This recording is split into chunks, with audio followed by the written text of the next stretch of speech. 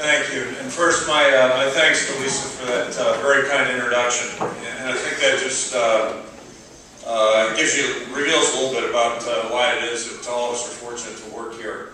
And it's really the same way in the 80s. You know, you look at student athletes like Brooks who competed out on the mat. That is one of my favorite all-time live events that I've ever been to. It's one of the most electric sporting events I've ever attended, dramatic sporting events. And it was just a very, very memorable moment. So it's funny, years later, here we are. It's been that way for a couple of years now, so it's great. And, people like Lisa, just that's what makes it so worthwhile. We've had so many great student athletes in our sport over the 22 years.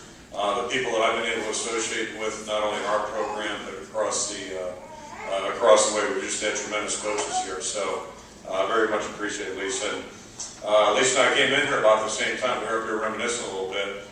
When she came, she was actually pregnant with her first child, and all of our kids, she pointed out that we were living in our house. So things have changed a little bit.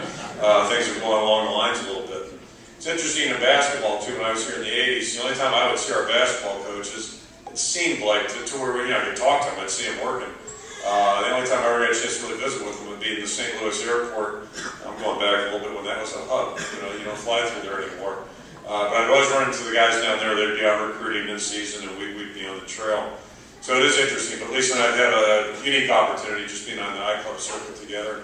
I've been paired with Lisa every year I've been here, and then one of the assistant wrestling coaches always is with us as well, assistant basketball coaches. So it is a time where we get to spend some time together and really I think increases our appreciation and admiration for what the other people do around here. So Lisa, you've done a great, great job. We wish you continued success. Thank you.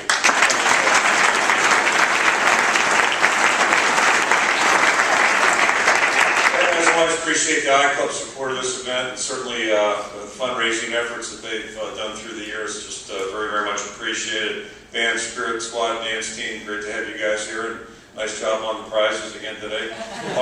Dallas Park jersey, very impressive. All right, goes to Williamsburg. All right, nice deal, nice deal. Great to have visitors from California. Appreciate you guys for making the trip, and Dean, great to have you here. Last time I saw you was in Newton, I believe, right? Great to have the pharmacy school representative. Thanks for not bringing Danny Olster with you. He's doing great. He comes in and out very often. And he's the last guy we've had in the pharmacy, come through the pharmacy program. So it's fantastic to have you guys here.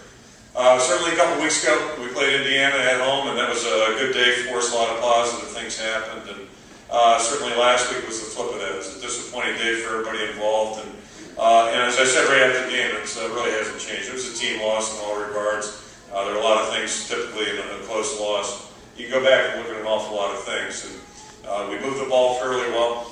But that's a statistic that really doesn't get you anywhere at the end of the game.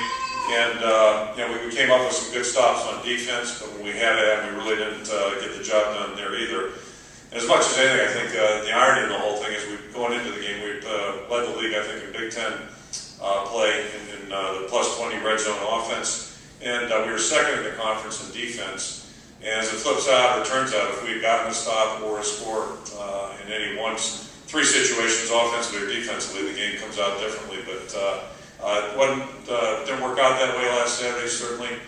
And I think it's just another illustration, which all of us preach and teach all the time in sports. Every situation that comes up during the course of the game, those things that you spend time practicing during the week and during preseason camp, those types of things, you just never know which one's going to be a critical situation. Again, the moral of the story is that's why it's always important to be at your best each and every play. So, it certainly gave us an opportunity to look and learn off the tape last Sunday, and then we pushed forward. And I think the other thing I would just interject, and if you look at college football, it's really how college football goes. You look at Texas Tech over the last 2 weeks, what they've done. You look at a team like Minnesota that started out the season, lost at USC by 2 points. I think we all know what USC did last week. Then they had a horrible stretch and really got back on their feet last week and played very well against us. So bottom line is this, we brought the team in on Sunday and took that as an opportunity to learn. And what we do after that day's over, then we try to move on. Our focus is on improvement because we certainly have a big challenge this week. Michigan comes to town with one loss. They're highly ranked, and this is the one time of year where rankings start to mean something. Once you turn the calendar and get into November, then those things become a little bit more significant. And Michigan certainly has, in my opinion, earned the right to be ranked. They're very, very talented, like any Michigan team I've seen, offensively, defensively, special teams.